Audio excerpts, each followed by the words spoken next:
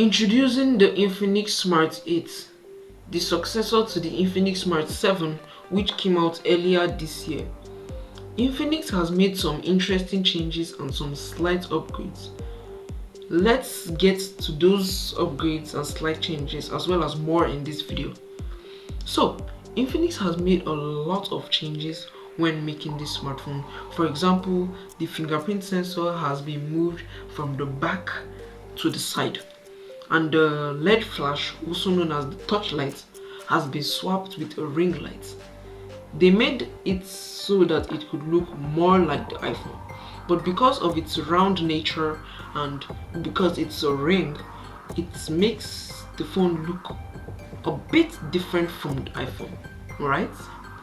But that isn't the only thing that Infinix has changed. Now we get a generic and glossy back frame. It looks nice, well, in my point of view, but overall it looks nice. We get flat and boxy sides, which makes the phone more comfortable and less likely to slip out of your hand. The matte finish makes sure that the fingerprint signs are no longer a thing, but I would still recommend putting a case, the transparent case that comes in the box, to prevent scratches, and it just makes the phone look a whole lot better. Oh, and it's plastic. Now let's talk about the front, also known as the display. It comes with a 6.6-inch screen with 720Hz, 1650p resolution, and 500 nits of peak brightness. But now we get a 90Hz refresh rate. So not really an upgrade, but what I was really excited about when the phone came out was the magic ring. Wow. But we get a hole punch cutout, and correct me if I'm wrong, I think this is the only mid-range budget phone that comes with a hole punch cutout. Hold up. The Pop 8 also has a hole punch cutout. Yeah, but I did tell you that you should correct me if I'm wrong. So, the only upgrades in this smartphone is the hole punch cutout, a more fluent screen thanks to the 90Hz refresh rate, and most definitely the magic ring. And trust me when I say this, watching content will look so good, and the fluency of the phone will be a lot better. But the speaker is bad. Not really that bad, but watching content and listening at the same time won't be as good.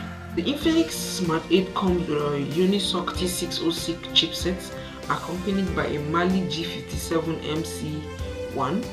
It's a 12mm processor, which was also found on the Itel S23 Plus. So overall, it can handle basic everyday tasks like watching movies, YouTube videos, switching between apps, and some delicate gaming. I say delicate because most entry-level phones does not handle large games, so it gets really hot really fast. It's not designed to be a gaming phone, but it could play various games like FC Mobile, but heavy games like Asphalt 9 won't work on this smartphone. And just to inform you, it runs on an Android 13 Go. There's also a 3 RAM and storage configuration, like the 3GB RAM and the 64GB storage. For that, you get it for a price of 85,000 naira.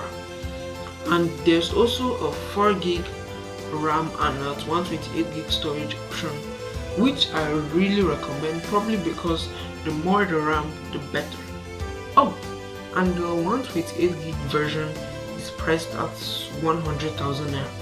But there's also a 8GB and a 128GB version, but that's priced at 148,000 naira. But I still recommend the 4GB version. But if you have a bit more cash to spend, you can get the 8GB version. So the camera received a bit of an upgrade with 2 camera setup, a 13 megapixel main camera and a 0.3 megapixel depth sensor. So technically you get only one camera. Speaking about the camera, the front camera got, also known as selfie camera, got a bit of an upgrade from 5 to 8 megapixels, and there's also a front facing flash. But when it comes to photos, you get what is expected from entry-level phone. It's decent, well, if you're in a good lit area. In terms of video quality, the rear camera shoots 1080p at 30 frames per second, while the selfie camera shoots 720p at 30 frames per second, and max at 1080p at 30 frames per second. Pointers: if you shoot in dark places, your videos or photos will suck. But it shoots good videos, but there isn't any stabilization.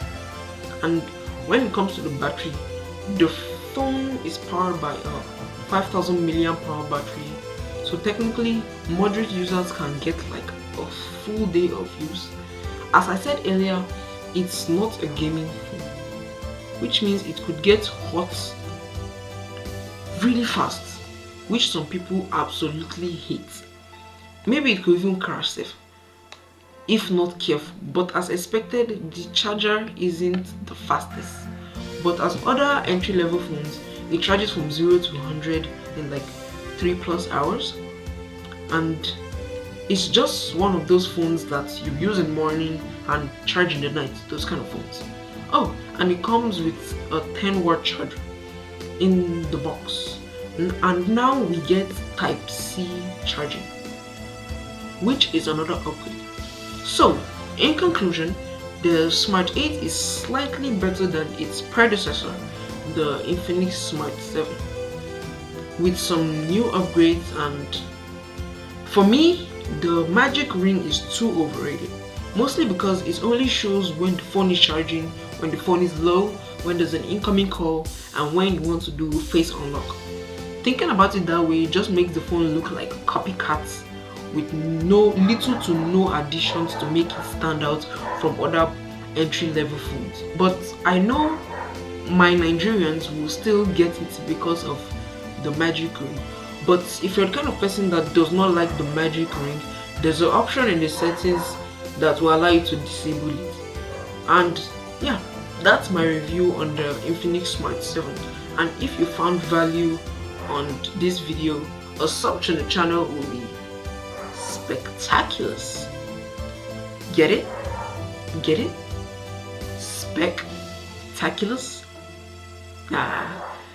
If there's any question or product you'd like us to review, feel free to let us know in the comments. And as always, thank you for watching, thank you for subscribing. It's Abraham here signing out, and I'll see y'all, maybe most of y'all, in the next